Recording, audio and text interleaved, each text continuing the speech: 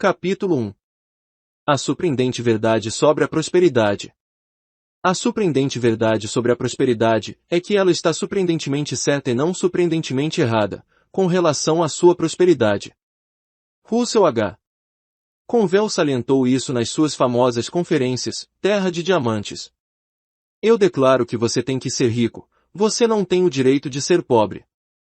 Viver e não ser rico é uma desgraça e será duplamente uma desgraça, porque você tanto pode ser rico como ser pobre. Todos temos a obrigação de ser ricos, porém somente pelos meios honestos e justos, que são os únicos meios que nos impelem impetuosa e rapidamente rumo às riquezas. Note, porém, que a palavra rico significa possuir bens em abundância, ou levar uma vida mais farta e mais prazerosa. Realmente, você é próspero quando estiver se sentindo em paz, com saúde, feliz e vivendo em abundância. Existem meios honestos que podem ajudá-lo a alcançar, rapidamente, aquele objetivo. É muito mais fácil de se conseguir, do que você imagina. Essa também é a surpreendente verdade com relação à prosperidade. Há algumas décadas atrás, um homem de negócios afirmou que os líderes religiosos do futuro teriam que prestar mais atenção em como ajudar os seus fiéis a resolverem os seus problemas econômicos e pessoais do presente, e que teriam que se preocupar menos com o passado ou com o futuro. Estou de pleno acordo com esse negociante e desejo ajudá-los a fazer apenas isto: resolver os seus atuais problemas financeiros e pessoais. À medida que você os resolve, os problemas do seu passado e do seu futuro ficarão, certamente, sob o seu controle. Você deve almejar a prosperidade. Uma das maiores emoções que jamais senti foi, talvez, quando comecei a fazer minhas conferências sobre prosperidade. Logo percebi que muitas pessoas que assistiam às conferências estavam lutando para superar o velho dilema se deveriam, ou não, desejar prosperar. Elas, sem dúvida, desejavam a prosperidade, como qualquer pessoa normal a deseja. Parecia, porém, que elas intimamente duvidavam se deviam, ou não, almejá-la, ambicioná-la, e principalmente sob o ponto de vista espiritual. A maioria dos homens de negócios que assistia às conferências parecia se sentirem culpados por desejar ser próspero, embora, sem dúvida, lutasse diariamente portanto no seu trabalho. Obviamente, eles mentalmente ainda se perguntavam se a pobreza era uma virtude espiritual, ou um simples vício. Esse entrechoque mental estava provocando um efeito conflitante em seus negócios, o que neutralizava os seus esforços para serem bem-sucedidos, não importando quão arduamente trabalhassem. Logo se tornou evidente que seria necessário transmitir ideias ousadas ou mesmo até chocantes sobre esse assunto, a fim de destruir as crenças tacanhas, que haviam acorrentado essa gente a uma vida medíocre por anos a fio. Ao perceber isto, usei algumas horas de minhas conferências para explicarem como Deus, o homem e a prosperidade, estão divinamente relacionados entre eles.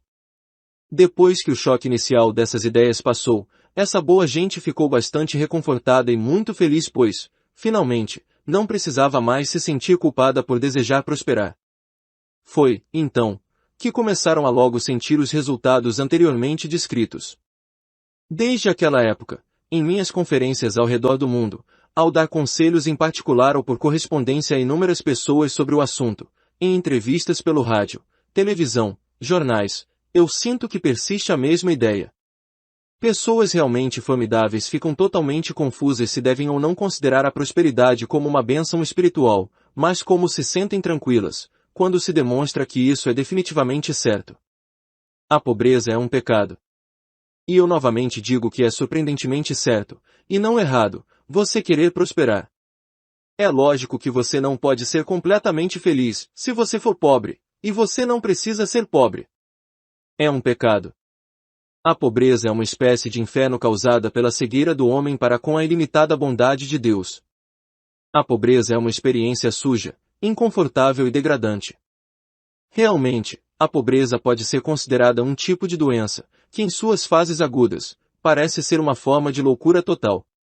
A pobreza faz com que as prisões fiquem cheias de ladrões e assassinos.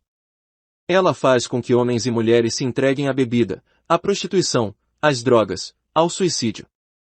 Ela faz com que excelentes, talentosas e inteligentes crianças sejam compelidas à delinquência e ao crime. Faz com que as pessoas ajam de um modo que, em outras circunstâncias, nunca pensariam fazê-lo. O comunismo, Um dos movimentos mais temidos de nossos dias, quase sempre consegue um sustentáculo como consequência direta da pobreza. Os governos que foram dominados pelo regime comunista têm normalmente procedido assim por razões financeiras, acreditando ser este um meio para a estabilidade econômica. Os fins pecaminosos da pobreza não têm limites. Esta é uma das razões por que, como pastora, tenho sido levada a fazer tudo o que puder para ajudar as pessoas a aprenderem como erradicar o pecado da pobreza de suas vidas. Um médico que conheço disse que teria poucos pacientes se não houvesse problemas financeiros causando aflições, fadigas e tensões, tudo levando a uma saúde precária. Ele declara que nossos hospitais de doenças mentais estão cheios de pessoas que ficaram doentes devido a tensões financeiras prolongadas, debilitando seus organismos e suas mentes ao ponto de incapacitá-los. Calcula-se que 9/10 das doenças da humanidade são causados pela tensão, angústia e infelicidade da pobreza. Deixemos de pensar na pobreza como virtude. Ela não passa de uma imoralidade. Se você tem vivido em dificuldades e limitações financeiras, você tem praticamente vivido na imoralidade. Mas você não precisa continuar vivendo na imoralidade financeira. Há uma saída. A prosperidade é sua herança divina. A Bíblia está cheia de significativas promessas em relação à sua prosperidade em potencial, como filho de Deus. Você precisa ser próspero, ter de tudo o que quer, e possuir riquezas em abundância, porque isso é a sua herança divina. Esta é a surpreendente e agradável verdade acerca da prosperidade. Além do mais, você não pode ser útil a você mesmo, ou a quem quer que seja, a menos que você seja próspero. Quem não deseja ser próspero é anormal, porque sem prosperidade você não vive de maneira normal. No plano físico você não pode viver integralmente sem alimentação adequada, sem roupas confortáveis, sem abrigo seguro, e sem poder ter a liberdade de não precisar trabalhar arduamente. O repouso e as diversões também são necessários para o seu físico. No plano mental, você não pode viver integralmente se não puder satisfazer sua criatividade mental, se não puder ter livros e tempo para apreciá-los, se não tiver tempo para apreciar a música, a arte no geral, se não tiver a oportunidade e o dinheiro para trabalhar e se relacionar com outras pessoas que tenham os mesmos interesses que você. No plano espiritual, para viver integralmente você precisa de tempo para uma serena meditação, para reflexão, para oração, para um exame espiritual, para frequentar igrejas, conferências e para se relacionar de maneira gratificante com outras pessoas. Portanto, é sumamente importante que você seja próspero para o seu aprimoramento e para o seu bem-estar físico, mental e espiritual. Não tente desculpar-se pelo facto de você se conformar com privações, ou pelo facto de aceitá-las como se elas fizessem parte de sua vida. Nem vá ao outro extremo e comece a dizer que você deseja ser próspero pelo bem que possa fazer a outras pessoas. Isso é secundário. Você deve desejar ser próspero, principalmente porque é um direito que você tem. A prosperidade é uma herança divina que você tem por ser filho do Criador, por ser um filho de Deus. O sucesso é predestinado por Deus. Não há razão para você pensar que a prosperidade é algo separado de sua vida espiritual ou fora dos limites da religião. Você não precisa tentar viver em dois mundos onde, durante 6 dias, você delibera o que deve ser feito e no 7º dia dá a Deus a oportunidade de lhe mostrar o que deve fazer. Em todos os trabalhos que você fizer durante a semana, considere Deus como um pai rico, amoroso e compreensivo. Implore sua divina sabedoria e orientação para todos os seus assuntos, financeiros ou não, e você ficará agradavelmente surpreso quão melhor se tornará cada fase da sua vida. Todas as coisas são vossas, é a promessa divina. Igor 3, 21. Recentemente, um analista me disse que havia constatado que a causa mais comum do fracasso era o pensamento conflitante que as pessoas tinham quanto a ser o sucesso uma predestinação divina ou uma predestinação diabólica. Por exemplo, ele declarou que muitas pessoas lhe haviam assegurado que o fracasso era espiritualmente mais aceito do que o sucesso, citando as palavras de Jesus: "Não podeis servir a Deus e às riquezas." Mamon, Mateus 6, 24. Ele acrescentou que tinha perdido várias horas tentando explicar às pessoas que não tinham tido a oportunidade de realizar os seus desejos que, pelo fato de quererem ser bem-sucedidas não significava que elas eram servas do dinheiro, e que deveriam deixar de usar Deus como uma desculpa para os seus fracassos. O dicionário descreve Mamon como riquezas consideradas como um objeto e adoração, ou como um falso Deus. Estamos a serviço do dinheiro quando excluímos Deus de nossos assuntos financeiros, ou, então, tentamos obtê-lo sozinhos. Quando você compreender que Deus quer que você seja próspero e que Ele, como Criador deste abundante universo, é realmente a fonte de sua prosperidade, então, você não estará idolatrando o dinheiro. Você não está fazendo da prosperidade um falso Deus. Você estará, simplesmente, reivindicando da fonte, todas as bênçãos, a herança que você desde sempre tem direito. Jeová salientou a atitude espiritualmente certa com relação à prosperidade, quando disse a Moisés para lembrar ao povo de Israel, mas antes te lembres do Senhor teu Deus que Ele mesmo te deu forças para assim cumprir o seu pacto. A palavra prosperidade quer dizer uma vida esplêndida e é com esse intuito que um pensador próspero deve trabalhar e esperar como um direito espiritual. Nesse momento você estará talvez se recordando de uma máxima, que eu ouvi também quando era criança, quanto a ser a prosperidade uma bênção espiritual. Dizia-se com frequência, sou pobre, mas sou um bom cristão. Embora minha família tenha dado muitos pastores, eu sempre me arrepio quando ouço aquela máxima. Minha reação imediata é, porque os cristãos ou as pessoas de qualquer outra seita têm que ser pobres.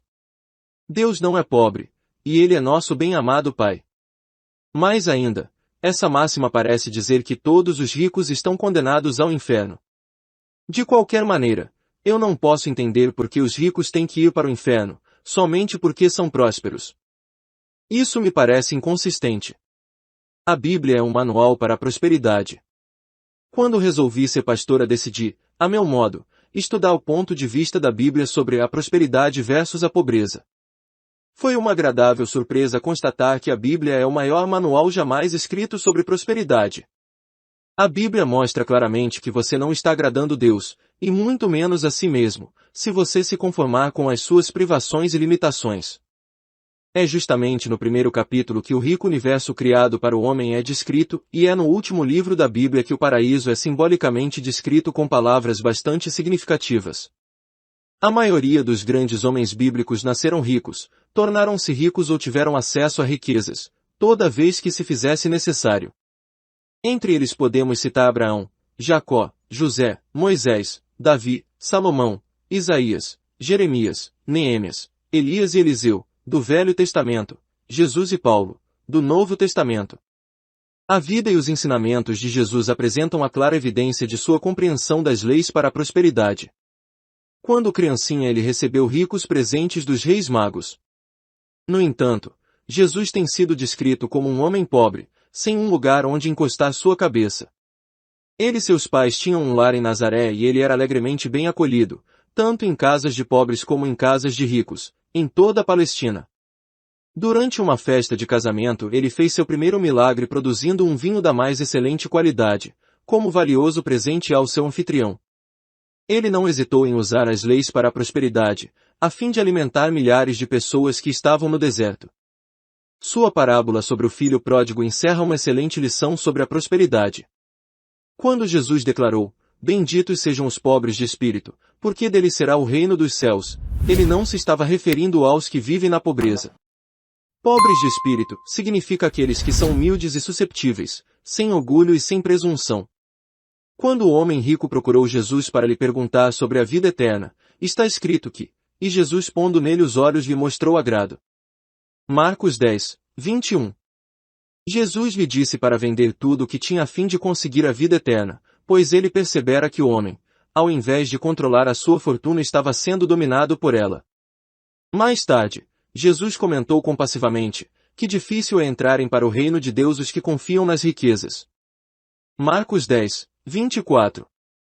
Seu interesse e seus contactos com o mundo das finanças levou-o a designar um dos seus apóstolos como cobrador de impostos, e de nomear outro apóstolo como tesoureiro para tratar de suas finanças e do pagamento dos seus impostos ao governo romano. Mesmo seu manto sem costuras era considerado tão valioso, que os soldados, ao pé da cruz, tiraram a sorte para recebê-lo. José de Arimateia, um homem de posses, foi quem solicitou a Pilatos o corpo de Jesus e quem o enterrou em seu próprio túmulo. Jesus demonstrou interesse pela prosperidade de seus discípulos, ensinando os pescadores onde encontrar boa pesca, depois que eles tinham fracassado em apanhar qualquer coisa.